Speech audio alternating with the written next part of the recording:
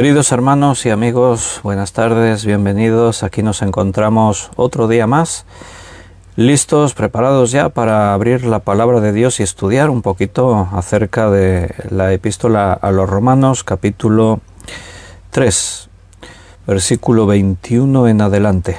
Ahí vamos a continuar en esta serie en la que estamos haciendo una exégesis, un estudio profundo de lo que es la epístola a los Romanos, una epístola clave en cuanto a la enseñanza que contiene, las doctrinas fundamentales que hablan de nuestra salvación. Y bueno, pues me alegro de que Dios nos haya dado la oportunidad un día más de reunirnos ahora en su nombre, abrir la palabra y poder escuchar lo que Él nos tenga que decir, escuchar su voz. Así que lo primero que vamos a hacer es una oración, pedirle al Señor que Él nos guíe y de esa manera confiar este tiempo en sus manos, porque la obra que Dios está desarrollando en nosotros la hace cada día y la hace a través de lo que Él ha establecido. Y una de las cosas más importantes pues es el estudio de la palabra, el recibir la palabra, el poder escuchar su voz. Vamos a orar y le pedimos a Dios su dirección.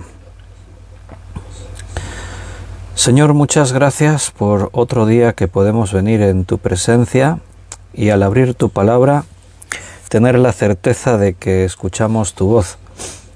Porque la Biblia no es un libro cualquiera, es la palabra que tú dejaste, que ha venido distribuyéndose a través de los tiempos por todo el mundo. Un día llegó a nosotros, la creímos y aquí estamos, siguiendo alimentándonos de ella. Y queremos predicarla en tu nombre, pero guiados por ti, que todo lo que digamos venga de ti, el Espíritu Santo sea quien nos guíe a la hora de entender y explicar lo que tu palabra nos dice. Ayúdanos a comprender todo, a asimilarlo, a hacerlo nuestro, y de esa manera que tu palabra siga abundando más y más en esa obra que tú estás desarrollando en nosotros. Te agradezco mucho por todos mis hermanos que se conectan a esta hora en el directo para escuchar y juntos participar de este tiempo. Y también gracias por los que, aunque no puedan verlo en directo, pero también lo verán en algún momento en diferido.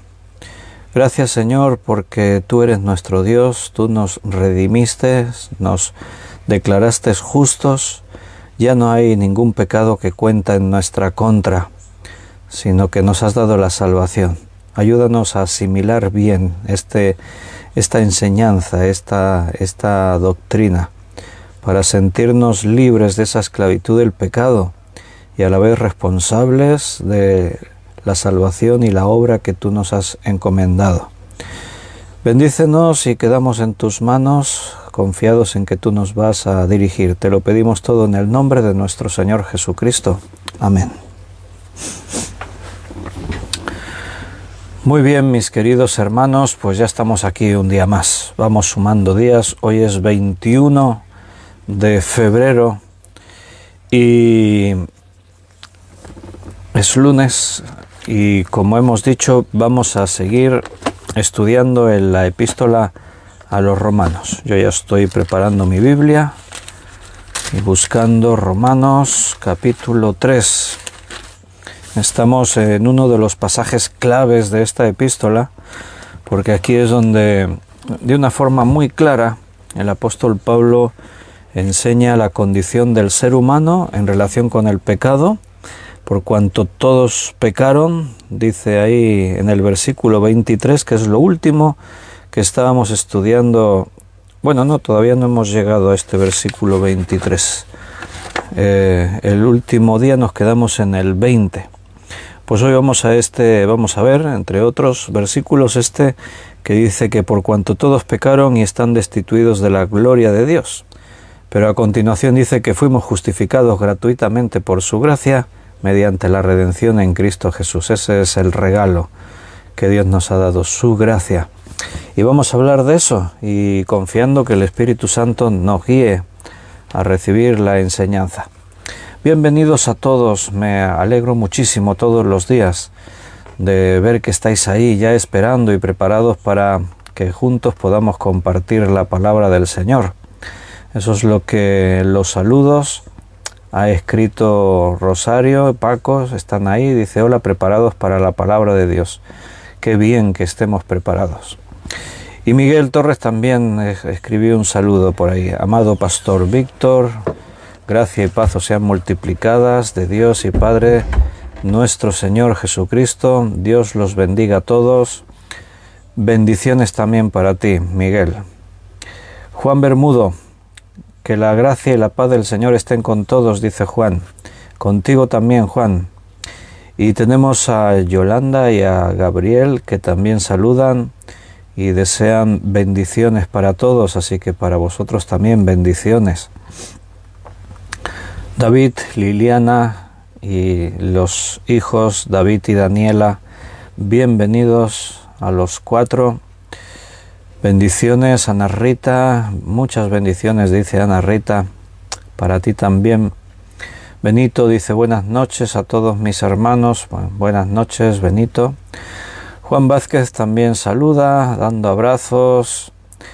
Dice: de parte mía, de parte de Kima, Andrés y mío. Pues para los 3, bendiciones y abrazos también.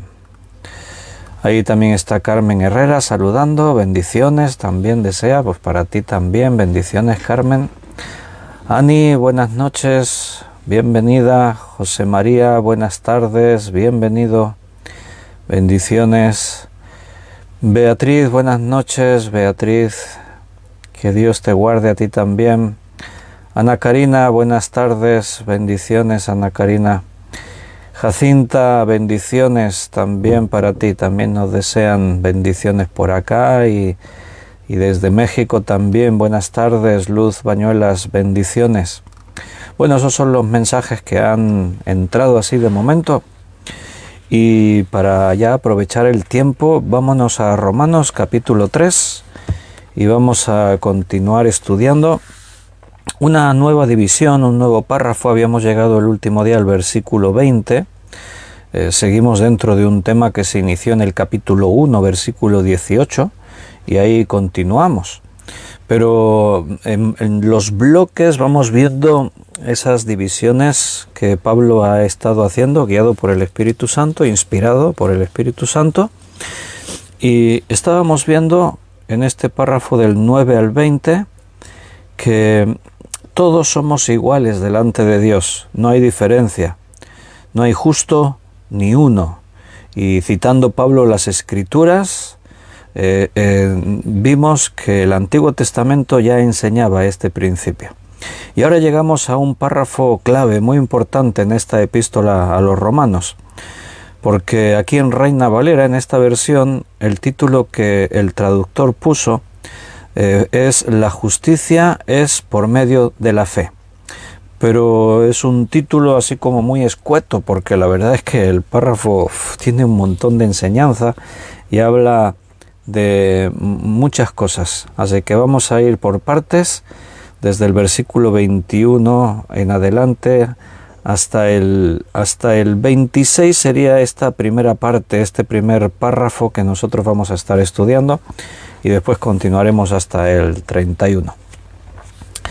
Entonces, desde aquí se abre, desde el capítulo 3, versículo 21, hasta el capítulo 4, versículo 25, se abriría el tema desde esta perspectiva: la justificación por medio de la fe. En Reina Valera se pone el título ahí, y después se ponen otros títulos. Estos son títulos descriptivos. En el capítulo 4 pone el ejemplo de Abraham, pero sigue hablando de la salvación por medio de la fe. Y en el mismo 4, otro título descriptivo es la promesa realizada mediante la fe. O sea, ahora todo tiene que ver con eso, con la fe. Pero como os he dicho, habla de muchas más cosas. Habla de la redención, habla de que es por gracia, habla de una serie de cosas que Seguro que el Señor nos va a hablar y vamos a ser bendecidos por medio de esto. Leemos el versículo 21. Pero ahora, aparte de la ley, se ha manifestado la justicia de Dios, testificada por la ley y por los profetas, la justicia de Dios por medio de la fe en Jesucristo para todos los que creen en Él, porque no hay diferencia, por cuanto todos pecaron y están destituidos de la gloria de Dios, siendo justificados gratuitamente por su gracia mediante la redención que es en Cristo Jesús, a quien Dios puso como propiciación por medio de la fe en su sangre para manifestar su justicia a causa de haber pasado por alto en su paciencia los pecados pasados, con la mira de manifestar en este tiempo su justicia a fin de que Él sea justo y el que justifica al que es de la fe en Cristo Jesús. Al que es de la fe de Jesús. Muy bien. Es un pasaje lleno de términos teológicos clave.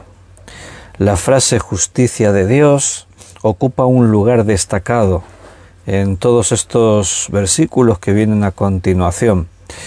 El problema supremo de la vida del ser humano es cómo puede una persona sentirse en paz con Dios. El principal problema de los seres humanos no es la economía, no es la enfermedad, no son las discusiones personales con otras personas, no. El principal problema de los seres humanos es que no tiene paz con Dios. Está separado de Dios. Entonces, el problema que hay que resolver es este: ¿cómo puede una persona sentirse en paz con Dios, obtener la paz con Dios? Y aquí en este texto, en esta parte que comenzamos desde el versículo 21, hemos dicho hasta el 4:25, aquí Pablo va a explicar cómo la justicia de Dios capacita al Evangelio para que proporcione la salvación a los seres humanos en su condición de pecadores. Ahí hemos leído en el versículo 1, pero ahora, aparte de la ley, se ha manifestado la justicia de Dios, testificada por la ley y por los profetas. Pero ahora, nota que es una frase de transición, o sea, nos lleva enlazando lo que ya se ha dicho a lo que se va a decir ahora. Transición a una nueva fase en la exposición del Evangelio, de lo que Pablo está explicando. O sea, hemos visto en varios días de estudio que no hay diferencia entre judíos y gentiles, que no hay justo ni uno, da igual tu condición religiosa, si naciste de Abraham o no. Y hemos estado profundizando en todo eso, de que a través de la ley se nos demuestra que todos somos pecadores. Y la expresión pero ahora, nota, pero ahora hay un cambio. Esto liga a todo lo anteriormente dicho, pero en un proceso de transición. Vamos a avanzar un poco más, es lo que quiere decir ahí. Pero ahora vamos a dar un paso más adelante. Así que aquí lo que Pablo hace es marcar el cambio en el enfoque desde la antigua era que estaba dominada por el pecado a la nueva era que ahora tenemos en Cristo, que es la era de la salvación. El antiguo pacto, la antigua era, estaba dominada por la ira de Dios. La nueva era está dominada por la justicia de Dios. ¿Recuerdas cuál es el versículo clave de la epístola a los Romanos? ¿Quién lo recuerda que lo dijimos? Es el capítulo 1, versículo 17. Porque en el Evangelio la justicia de Dios se revela por fe y para fe, como está escrito, mas el justo por la fe vivirá. Entonces, ahora en el Nuevo Testamento, en esta nueva era, Pablo ha mostrado lo que el judío creía, pero en la condición en la que se encontraba bajo la ley junto con toda la humanidad. Pero ahora la justicia de Dios se manifiesta hacia los hombres con la intención de salvarlos, de que los hombres sean redimidos, justificados. Vimos que la ley fracasó en su intento de rescatar a los judíos del poder del pecado. Pablo nos lo ha mostrado así. En la ley el ser humano fracasa. Es imposible cumplir con toda la ley. Puede ser que estás luchando contra la tentación, contra el pecado, y guardas este mandamiento, y este, un día, 2 días, 3 días, y de pronto un día fallas en un pecado. Todo queda invalidado. Es un fracaso total por parte de la humanidad y especialmente de los judíos, que creían que ellos tenían algo especial al ser poseedores de la ley. Entonces la exigencia de la ley es inalcanzable para el ser humano.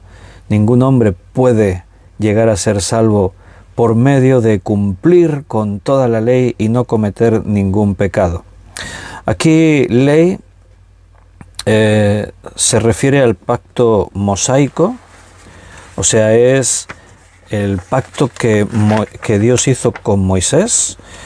Dios le da la ley a Moisés, Dios le da preceptos, normas, y bueno, este pacto que Dios le dio a Moisés era un estado temporal, vamos a decir, de relación que Dios tenía con su pueblo.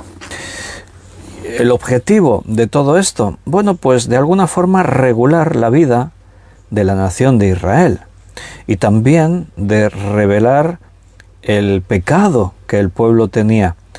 Y todo este pacto mosaico, temporal, tuvo vigencia hasta la venida de Jesucristo. La ley muestra el carácter de Dios. Dios es un Dios santo. La ley demuestra que el hombre es incapaz por sí mismo de salvarse. Entonces, además, como hemos dicho, pues la ley también estaba dando principios para la vida de una nación. Como hoy en día todas las naciones pues tienen leyes, y muchas naciones, el fondo de sus leyes incluso tiene el reflejo de la ley que aparece en la palabra de Dios. La circuncisión, el sábado, las leyes dietéticas, ser poseedores de la ley, todo eso eran señales de identidad de los judíos. Ahora la justicia de Dios se manifiesta al margen de estos parámetros nacionales. Ahora da igual que seas poseedor de la ley, si estés circuncidado, guardas el sábado, cumples con todas las leyes dietéticas, no comas de esto, no comas de aquello. Da igual todo eso. La justicia de Dios se va a manifestar para todos los hombres. Pero ahora, aparte de la ley, se ha manifestado la justicia de Dios. Da igual todo lo que te daba identidad como judío. Ahora la justicia de Dios, dice, testificada por la ley y por los profetas, ahí estaba todo esto anunciado, pero aparte de la ley ahora se manifiesta la justicia de Dios de otra manera. Versículo 22. La justicia de Dios por medio de la fe en Jesucristo. O sea, el texto nos aclara. ¿A qué te refieres? ¿De qué estás hablando con que la justicia de Dios se ha manifestado ahora? La justicia de Dios por medio de la fe en Jesucristo. O sea, y creyó a Dios y le fue contado por justicia. Ahora todo eso tiene que ver con Jesucristo. Porque no hay diferencia, dice ahí el versículo. Lo que hace Pablo al repetir la justicia de Dios es para aclarar, para mayor claridad, para que no quede duda de qué es lo que estamos hablando. Es por medio de la fe en Jesucristo. Es para todos los que creen en Él. La justicia de Dios por medio de la fe en Jesucristo para todos los que creen en Él, porque no hay diferencia. Entonces, aquí se está recogiendo el tema clave que hemos citado antes del versículo 17 del capítulo 1, la fe como medio mediante el que la obra, el que la pone en práctica, el que usa esa fe, es justificado delante de Dios, y esto se puede aplicar a cualquier persona. Esto es para todas las personas, no es una exclusiva solo para algunos. La parte final de este versículo 22, cuando dice porque no hay diferencia, continúa con el versículo 23, por cuanto todos pecaron y están destituidos de la gloria de Dios, porque no hay diferencia, por cuanto todos pecaron y están destituidos de la gloria de Dios. O sea, la salvación es para todos los que creen en Jesucristo. No hay diferencia. Y no hay diferencia porque todos pecaron, todos están destituidos de la gloria de Dios.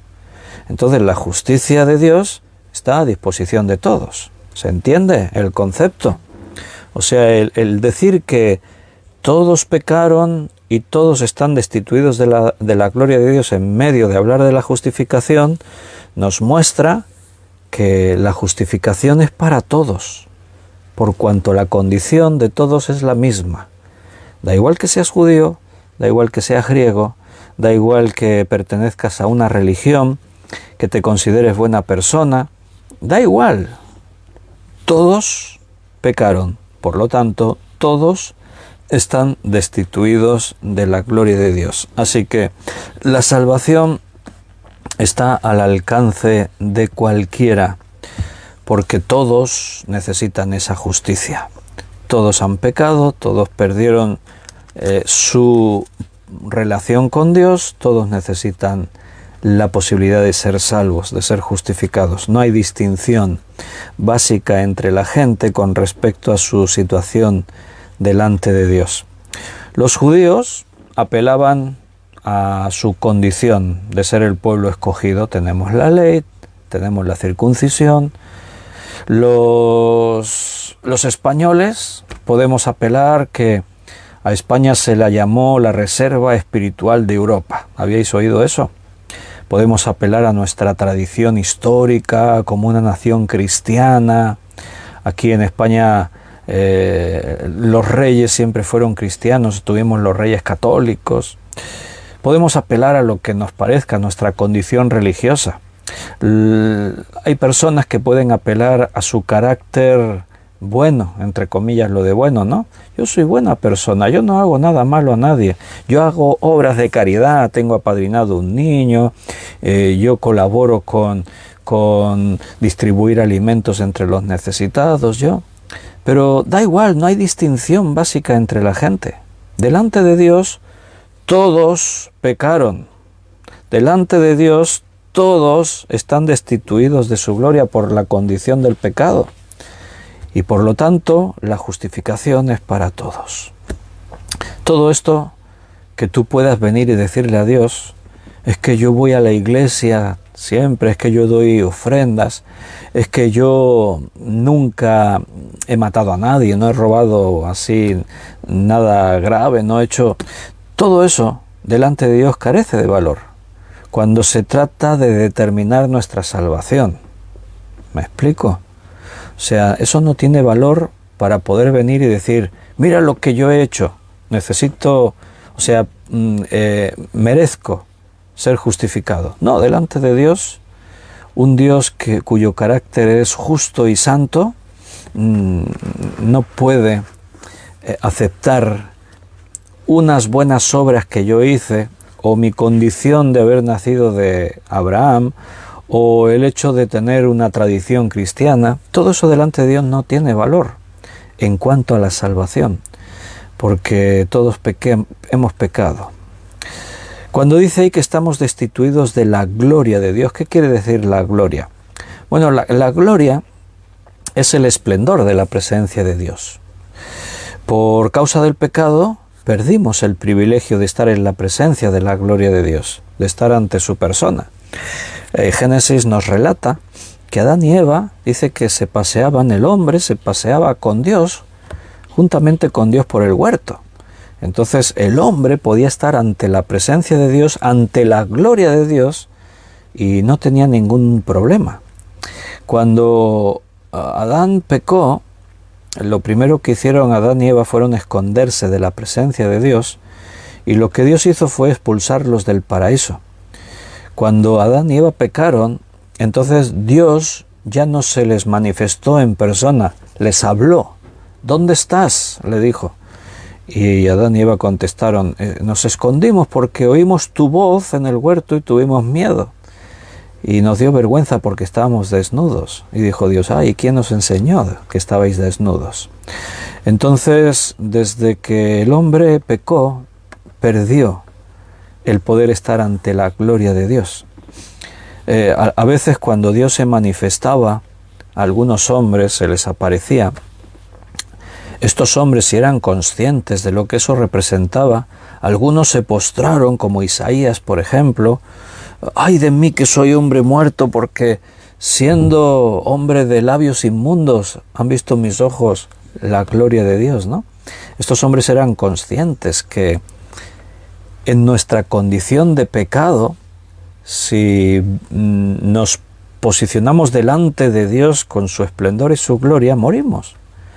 Porque una persona con pecado no puede estar en la presencia de Dios. Dios en su gloria, en su santidad, no permite el pecado ante su presencia. Entonces habíamos perdido ese privilegio. Porque pecamos, perdimos la gloria de Dios, estar ante su presencia. Cuando Cristo muere por nosotros, eso cambia. ¿Te acuerdas que la presencia de Dios en medio de Israel estaba en el lugar santísimo?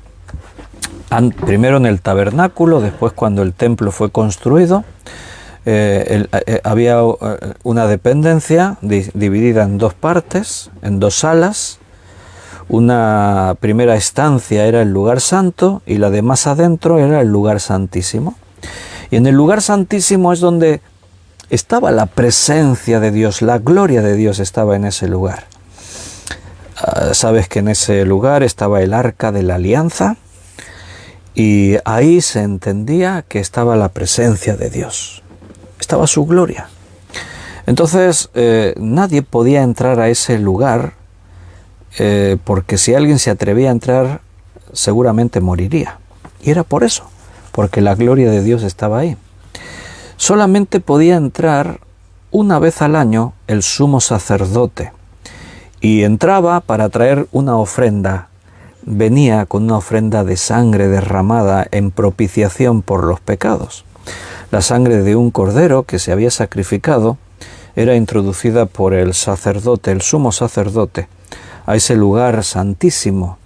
Y en la tapa del arca de la alianza, el propiciatorio, ahí se ofrecía esta ofrenda del derramamiento de sangre. Todo esto pues ya sabéis que evidentemente apuntaba a Cristo, era una ilustración gráfica de lo que un día Cristo haría al derramar su sangre por nosotros y limpiar nuestros pecados. Pero el sumo sacerdote entraba a ese lugar santo, santísimo, habiéndose purificado, se lavaba, ponía toda su ropa limpia, y la sangre del cordero que se había sacrificado también era por él, era para todo el pueblo, pero para él también. Y con todo y con eso, no tenían la certeza, la seguridad al 100% de que el sumo sacerdote sobreviviría. Por eso la tradición cuenta, los libros judíos de la historia cuentan que se ataba una cuerda al tobillo del sumo sacerdote, de tal manera que si algo pasaba allí dentro, pues nadie hubiese podido entrar a buscar su cuerpo. Si se moría allí dentro, pasaba algo. Entonces le ataban una cuerda y en el caso de que algo pasara, pues estiraban la cuerda y ya lo sacaban, ¿no? Entonces, cuando Cristo murió en la cruz, ¿recuerdas lo que pasó en ese lugar santísimo?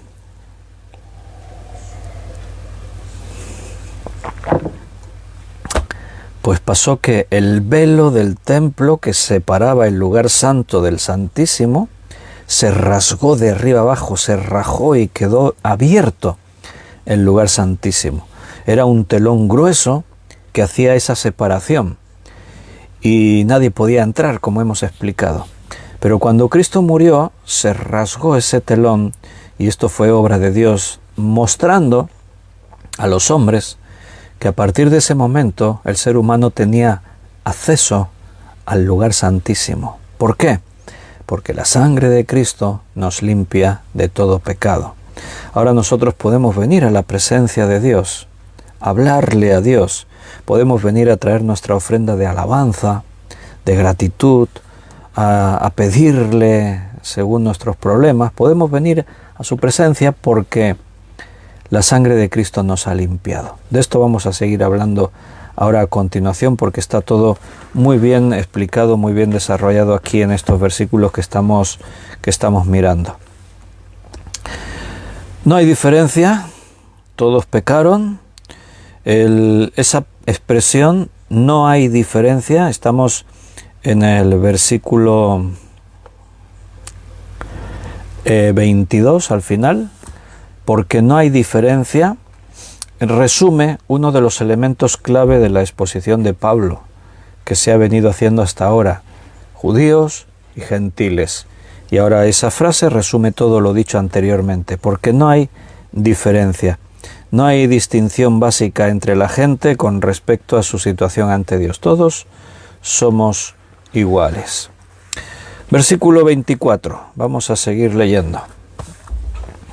Siendo justificados gratuitamente por su gracia mediante la redención que es en Cristo Jesús. La palabra justificados, siendo justificados, dice la palabra justificados, significa que hemos sido declarados no culpables. Ahora hemos sido declarados no culpables. Cuando en la corte de un tribunal el juez declara inocente al acusado, se hace un juicio, se aportan las pruebas, se muestra el de qué se le acusa. Entonces, cuando el juez al final lo evalúa todo y dice este hombre es inocente, cuando declara inocente al acusado, se retiran todos los cargos del acta que había contra él, porque no se ha hallado al acusado culpable. Entonces se ha hallado, se ha justificado su causa. Entonces legalmente queda la cosa como si esa persona jamás hubiera sido acusada. O sea, no consta. Legalmente no consta. Si alguna vez miran tus antecedentes penales y tú fuiste acusado por algo, fuiste ante un tribunal, se te acusó de un delito, de alguna cosa, pero el juez te declaró absuelto, en tus antecedentes penales no consta que tú tuviste que ir a un juicio porque se te acusó de algo. No, porque el juez ha dicho que has sido justificado, que la causa que había contra ti se declara nula. Se borran, se retiran todos los cargos del acta. Es como si nunca nadie te hubiese acusado. Todo queda, tu expediente está limpio, está en blanco. Quiero que notes que estamos leyendo, comenzamos en el versículo 21 y vamos por el 24. Pero quiero que te fijes en un detalle en tu Biblia. Si miras en tu Biblia, por ejemplo, yo que sé, mira hacia atrás cualquier versículo anterior. Si tú miras el capítulo 3, versículo 2, notas que los versículos recogen normalmente oraciones. Estoy hablando gramaticalmente, de la gramática. Una oración es la frase, el mensaje que suele estar entre un punto y aparte y un punto y aparte.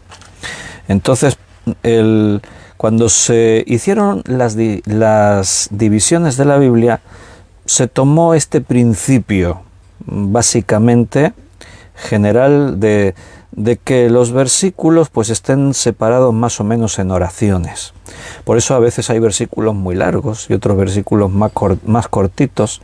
No siempre se puede hacer porque a veces la oración que se ha dado es demasiado larga y entonces la oración se divide en varios versículos. ¿Qué es lo que ocurre aquí? Aquí el versículo 21 comienza la oración y no hay un punto y aparte hasta el versículo 26. Hay un punto y seguido en el versículo 22. Pero el punto y seguido es que seguimos en la misma oración. Estamos todavía desarrollando una idea. Quiero que te notes que es una idea muy larga. Comprende el versículo 21, 22, 23, 24, 25 y 26. Entonces estamos hablando de todo un mensaje. No podemos ir estudiando versículo por versículo, todo está ligado, ¿vale? Entonces ahora hemos llegado al versículo 24. Pero nota, ahora leyendo desde el 21 cómo lo encadenamos todo, estate atento. Pero ahora, aparte de la ley, se ha manifestado la justicia de Dios testificada por la ley y por los profetas. La justicia de Dios por medio de la fe en Jesucristo, para todos los que creen en Él, porque no hay diferencia, por cuanto todos pecaron y están destituidos de la gloria de Dios, siendo justificados gratuitamente por su gracia mediante la redención que es en Cristo Jesús. Entonces, ¿quiénes son justificados? Como ha dicho en el versículo 2, los que creen en Él, por medio de la fe en Jesucristo, para todos los que creen en Él. Estos son los que ahora en el versículo 24 dice siendo justificados. Lo digo para aclarar porque alguno está leyendo versículo 23, por cuanto todos pecaron y están destituidos de la gloria de Dios, siendo justificados gratuitamente por su gracia. ¿Quiénes? Todos los que pecaron, todos los que están destituidos de la gloria de Dios. No, todos no. Los que han creído en Él. El contexto te aclara, o sea, Pablo está desarrollando el tema. En medio él te aclara que porque todos pecaron y todos están destituidos, entonces todos necesitan la posibilidad de ser justificados. Pero el contexto nos dice, siendo justificados, ¿quiénes? Por medio de la fe en Jesucristo para todos los que creen en Él. Los que han creído en Jesús son los que han sido declarados justos, los que son justificados. La palabra gratuitamente, pues evidentemente nos muestra, por un lado, la gracia de Dios. Es gratuita, no hay que pagar nada. La salvación es lo más valioso que un ser humano puede adquirir, porque en este mundo hay cosas muy valiosas, claro que sí. Tú te puedes comprar una mansión de esas que a veces escuchas por ahí en las noticias, que un famoso ha puesto en venta su mansión, su palacio, por 5 millones de euros. Dices, madre mía, 5 millones de euros. El otro día también en las noticias salió, no sé quién fue, que iban a transportar, creo que era, no sé si el Jeff Bezos, no sé, uno de estos así, el de Amazon, no sé. Salió en las noticias, igual alguno lo vio, que en los astilleros donde se había construido el yate, pues tenían que trasladarlo hasta el mar, ¿no? Y tenía que pasar por en Londres, por un puente que hay, un puente sobre el río Támesis, creo que era eso, no sé, no recuerdo bien. Pero decían que tenían que desmontar el puente, una estructura metálica, para que pudiese pasar el yate. Y el yate valía no sé cuántos millones de euros, una barbaridad, una millonada. En este mundo puedes comprar cosas muy caras, pero nada se puede comparar a la salvación, porque todo lo que compres en este mundo es temporal, es pasajero. La muerte es para todos y cuando mueras nadie se puede llevar lo que adquirió estando en vida. Pero la salvación es algo que obtienes para toda la eternidad. Entonces es lo más valioso y resulta que lo más valioso que hay, Dios nos lo ofrece gratuitamente. ¿Qué te parece? ¿Qué te dice eso? Pues a mí me dice que Dios es muy generoso, que Dios está lleno de bondad, Dios es benigno, Dios es amor.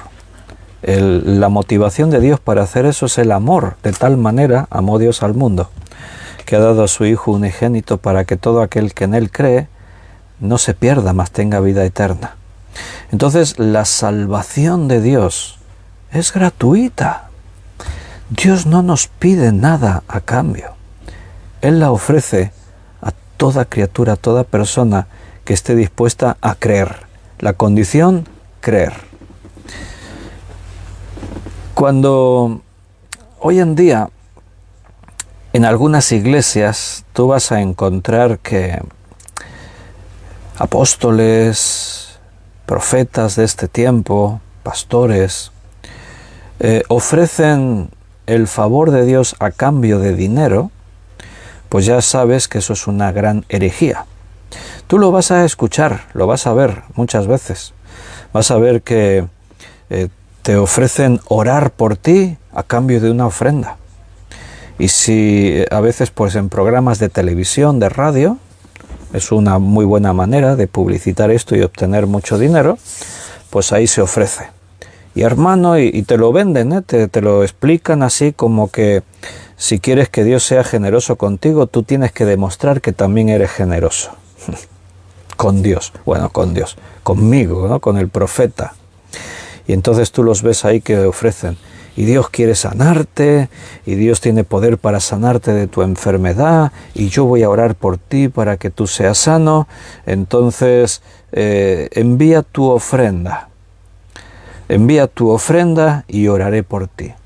Eso es una gran herejía. Porque ahora tú imagínate, ¿no? Que en lugar de leer lo que estamos leyendo, Dios dijese eso. Y siendo justificados según la ofrenda que tú des. Pero no dice eso, dice siendo justificados gratuitamente por su gracia. No creas a estos que ofrecen favores de Dios a cambio de dinero. Y Dios te va a sanar, y Dios va a curarte, y Dios hará un milagro, pero tienes que demostrarle a Dios que eres generoso, así que trae tu ofrenda al altar, te dicen. Son lobos disfrazados de oveja. Nadie que sea verdaderamente un siervo de Dios pedirá dinero a cambio de cualquier servicio o favor que Dios nos ofrece en su palabra gratuitamente. Eso es ser un mercenario, es coger lo que Dios ofrece gratuito, y yo lo cojo y hago mi negocio, hago trampas y pido dinero a cambio. Eso no se puede hacer. Es una grande ofensa a Dios, que nos dio lo más valioso que teníamos, a Jesucristo, su único Hijo, pero el fruto de lo que Él realizó al entregarse en la cruz, resulta que es gratis, es gratuito para todos nosotros. Y no es el único sitio donde aparece esta expresión, aquí lo dice Pablo, pero si tú te vas al final de la Biblia, en Apocalipsis, allí en el último capítulo, el 22, allí se dice, Jesús está hablando y dice, si alguno tiene sed, venga a mí y beba del agua de la vida gratuitamente. Gratuitamente.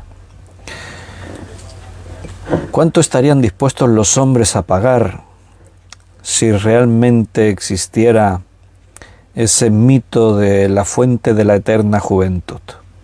Una fuente que habrá por ahí en algún lugar, de la que si tú bebes agua de esa fuente ya no envejeces jamás. ¿Cuánto estarían los hombres dispuestos a pagar por eso? Fortunas. Todo lo que un hombre tiene. Bueno, pues no sé por qué algunos se han empeñado en imaginar si eso existiese, y algunos han tratado de alcanzar cuando Dios lo está ofreciendo gratuitamente. Si alguno quiere, cualquiera que quiera, venga a mí y beba del agua de la vida gratuitamente. Esa es la generosidad de Dios. Dios es generoso. Y por supuesto, porque Dios es generoso, nosotros tenemos que ser generosos. Sus hijos, los hijos de Dios, tenemos que ser generosos. En cuanto a la mayordomía, nuestras ofrendas, nuestro tiempo, nuestros recursos. Pero no porque a cambio de eso Dios te vaya a dar algo. Dios te lo da todo gratuitamente. ¿Acaso tendrías suficiente dinero para comprar el favor de Dios? Es absurdo pensar que Dios quiera mi dinero para algo. ¿Para qué querrá Dios mi dinero si resulta que lo que yo tengo ya es suyo? ¿Qué le puedo ofrecer yo a Dios que Él no tenga? El mundo y su plenitud, dice en el Salmo, son suyos, le pertenecen. Todo lo que sobre Él habita, nosotros incluidos, todo le pertenece a Él. ¿Por qué? Porque Él lo creó con el poder de su palabra. Y los hombres, en toda su necedad, creen que ellos son los dueños de las cosas que hay en esta tierra. Y es pues simplemente un engaño más de la carne. Todo le pertenece a Dios. Y Dios nos da el aire que respiramos todos los días gratuitamente. Y Dios nos da la lluvia que cae del cielo gratuitamente. Y Dios nos da el calor y todo lo que viene del sol gratuitamente. Pero fíjate cómo son los hombres. Cogen esas cosas y las comercializan. Si tú quieres aprovechar la energía del sol, te cobrarán un impuesto. Si tú quieres beber agua de un manantial que una empresa embotella, pues la tienes que pagar. Te venden el agua. El petróleo que está ahí bajo tierra y pertenece a Dios, te lo venden y muy caro. Nunca había estado tan cara como ahora la gasolina, el petróleo, ni la energía eléctrica. La energía eléctrica, ¿sabes de dónde sale, no? De cómo la producen. Bueno, pues por medios naturales. Las centrales hidroeléctricas utilizan la fuerza del agua, que está en la naturaleza, para producir energía eléctrica. Y tú dices, bueno, pero es normal que si uno se gasta un dinero en embotellar agua, que tengas que pagar por ello. Sí, claro. Y que haya que pagar por extraer el petróleo y procesarlo, por supuesto. Y que hay que pagar por la energía, que la electricidad, que el agua y todo eso producen la electricidad. Sí, claro.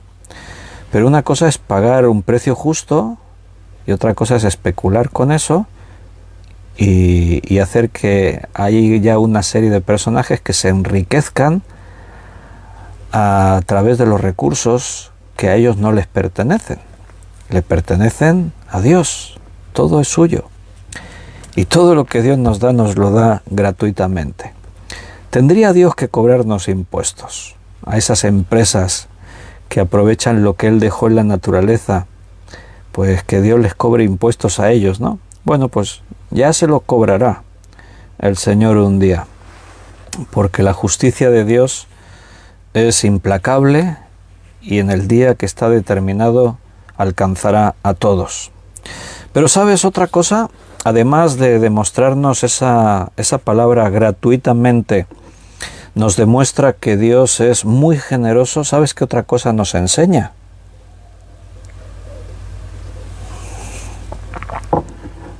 Que Dios es imparcial. O sea, que Dios no tiene favoritismos. El carácter gratuito de la justificación se obtiene por la fe, sitúa a todos los hombres en la misma condición. Es que este es mi pueblo, a ellos se lo doy gratis, los demás tienen que pagar algo. No, es para todos. Por cuanto todos pecaron y están destituidos de la gloria de Dios, siendo justificados gratuitamente. ¿Quiénes? Versículo 22, los que creen en Él. Solo necesitas fe para recibir gratuitamente la salvación, el ser justificados. Y esto nos muestra pues que Dios es imparcial, no hace acepción de personas, como dice allí en Santiago y en otros sitios.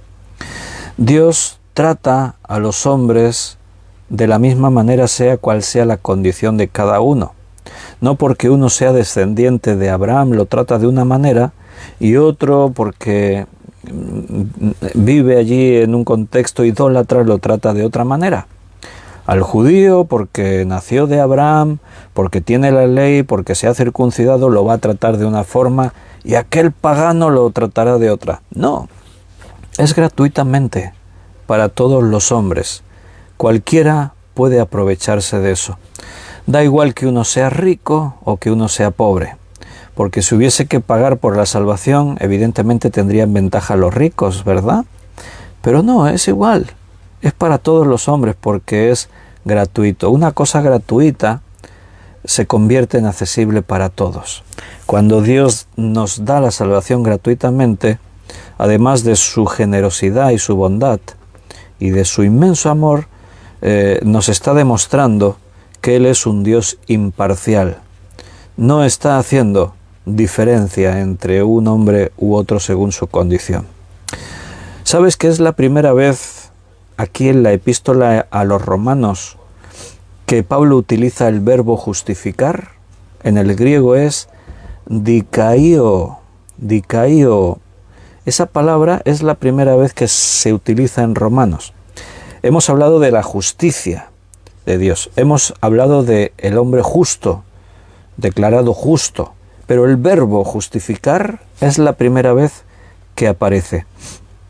Y no significa hacer justo en un sentido ético.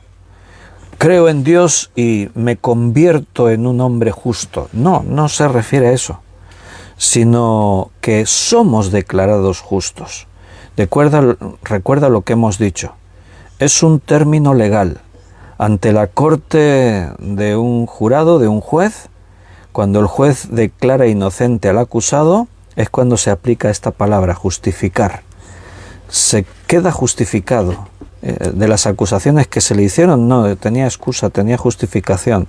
Queda justificado. Entonces, cuando dice que somos justificados gratuitamente, este es un término que no es que quiere decir que Dios nos hace justos.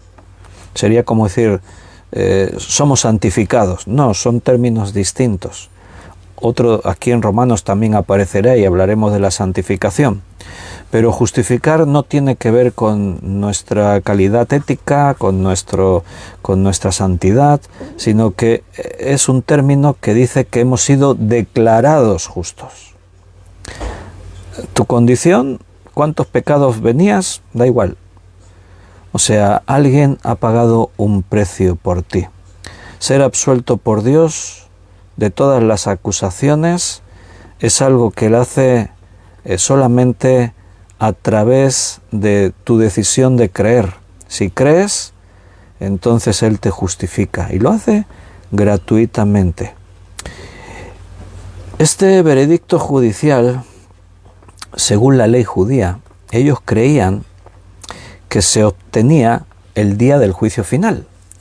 Los judíos, como Pablo ha estado debatiendo con ellos, la idea de los judíos, creían que ellos por tener la ley, por haberse circuncidado, por todo, un día llegarían ante el juicio final, donde Dios juzgará a todas las naciones, a todo el mundo, y a él, al judío, por llegar allí, con su condición de judío, pues Dios le diría, tú estás declarado justo, eres justificado.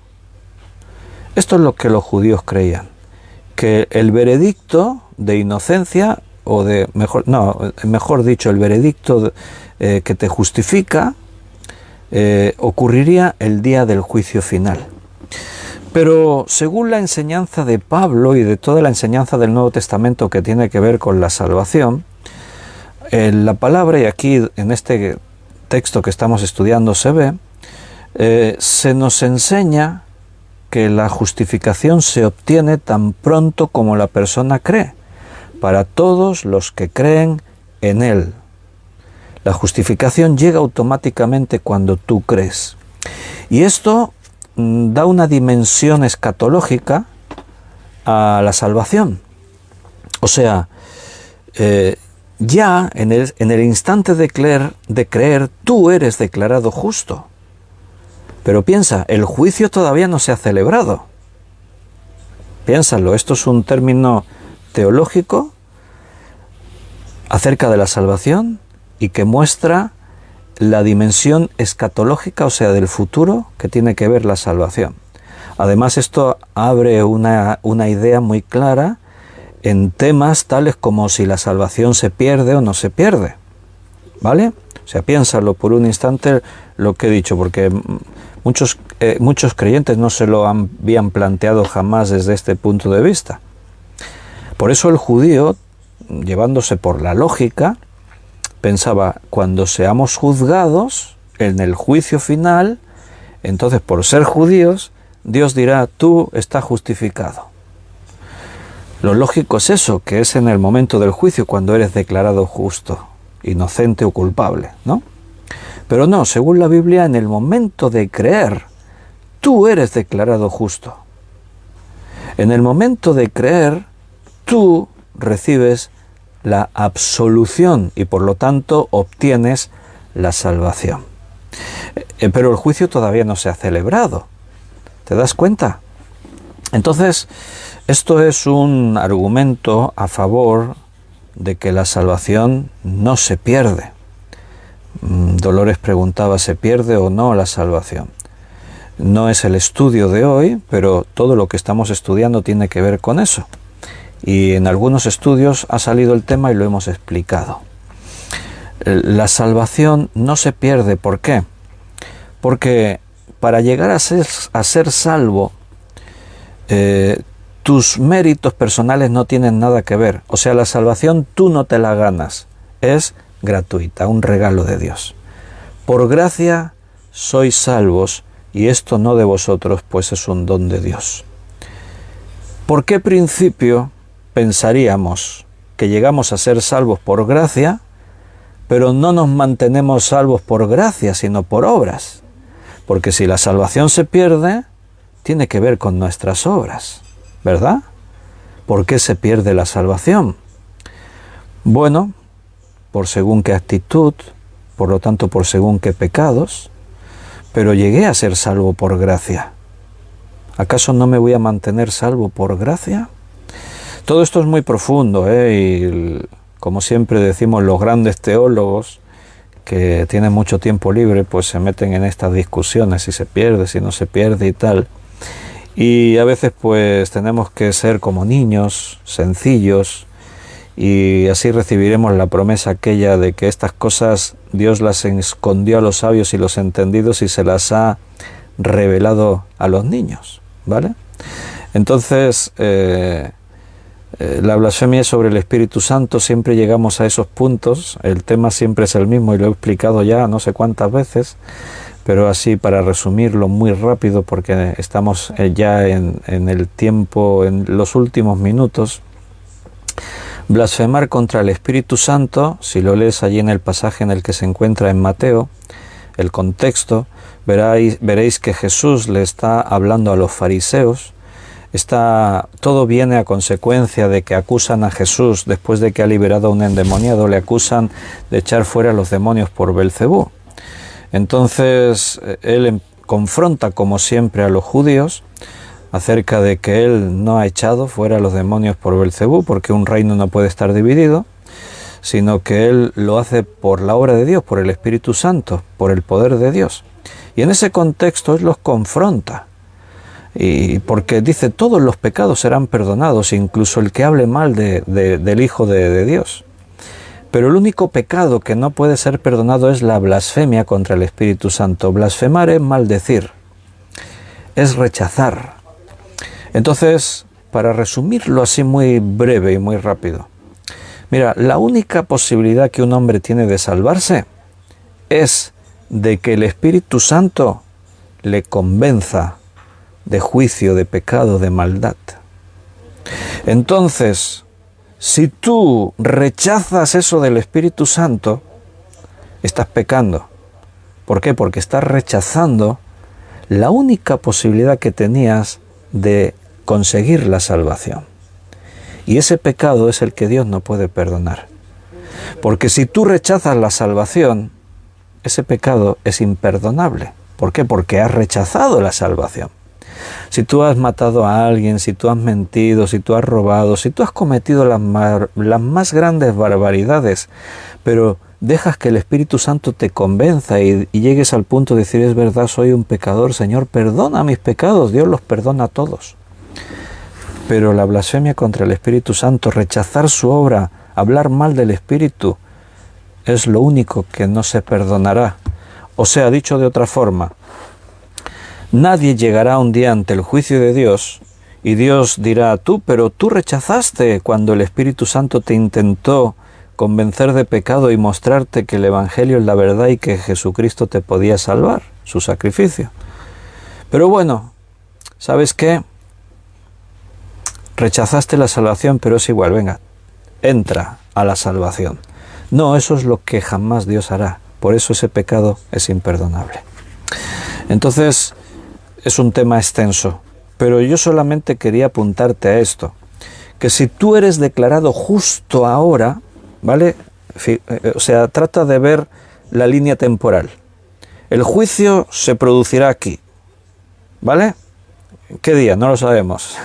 Estoy diciendo en un futuro. El juicio se producirá aquí, pero tú aquí ya has sido declarado justo. O sea, no es lógico que en el transcurso de llegar desde aquí hasta aquí, por el camino, Dios cambie de opinión y diga, a ti te declaré justo, o sea, te absolví de tus pecados. ¿De cuáles pecados? De todos.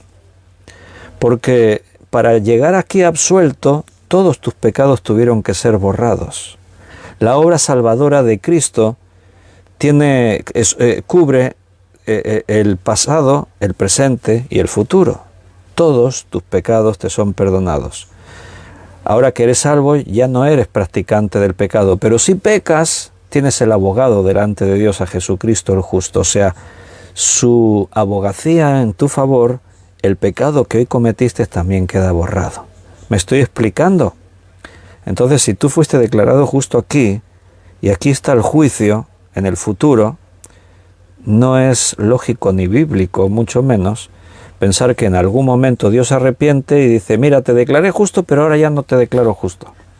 No, por eso decimos que la justificación tiene también un carácter, una dimensión escatológica, porque somos declarados justos aquí, pero ya con la implicación de que el juicio aún no se celebró, pero cuando se celebre tú ya llegas al juicio justificado. Y aparece otra palabra, redención, pero esa la vamos a dejar para el próximo día, porque ya se nos hizo la hora y tenemos que terminar. Así que hoy nos vamos a despedir ya. He visto que se conectó por ahí Enoe, que ayer la estábamos esperando aquí con la tarta y todo ya para celebrar el cumpleaños, y ayer no la vimos. No, pero bueno, ya la justificamos. Pero ya que no te vimos ayer, Enoe Guevara, pues te felicitamos hoy. Feliz cumpleaños. No vamos a decir cuántos cumple. Tiene que ver con un 6 por ahí, pero no sabemos cuántos. Bueno, queridos hermanos, que Dios os bendiga, que Dios esté con vosotros todos los días, como Él prometió, seguro que lo cumple hasta el fin del mundo. Pero que recibáis esa bendición de parte de Dios y disfruta de tu salvación. El hecho de que Dios te justificó gratuitamente es el mayor regalo que jamás nadie podría haber soñado. No lo podíamos comprar con dinero. No podíamos hacer nada de nuestra parte para conseguirlo. Así que, si Dios quiere, seguiremos abundando y profundizando más en estas cosas. Y mañana martes, acordaos que nos reunimos en nuestro local de reuniones físicamente. Si estáis cerca y queréis venir, será una bendición veros en persona. Que estáis en circunstancias especiales y no podéis venir, pues nos vemos por aquí a las 8 en punto. Retransmitimos el estudio, si Dios quiere, en directo. Si podéis venir, 7:30, comenzamos un tiempo de alabanza y antes del estudio. Queridos hermanos, que descanséis, que terminéis de disfrutar de este día. Mañana es un día especial. ¿Por qué? Porque estaremos con el Señor. Sí, no, me refiero a la fecha. Mañana es 22 del 2 del 2022. Todos son doses mañana. ¿Pasará algo? No, no pasará nada. Como siempre, que nos reuniremos nosotros. Hasta mañana. Bendiciones.